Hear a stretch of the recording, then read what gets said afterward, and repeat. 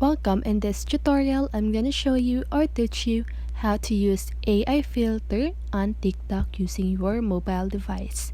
So if you want to know how I did it, just keep on watching. So first of all, if you are using Android phone, don't worry because the process is still the same. So let's get started. So first of all, you want to open your TikTok app. And now, just go ahead and click on the search button at the upper right corner of your screen. Now just go ahead and type AI filter and search that. Now as you can see, there's these three effects, right?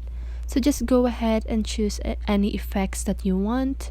So if you want the AI manga, just go ahead and click the red button at the right side of it.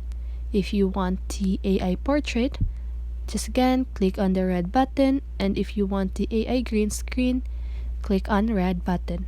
So I'm just gonna show you this AI portrait, okay? So now just go ahead and click on the red button so that you can start your video, okay? So now just go ahead and use this effect, and that is how you use AI filter on TikTok. So I hope this video helped you, and if it did, make sure to like, subscribe, and hit the bell notification so you won't miss a video. See you on the next one, and have a great day.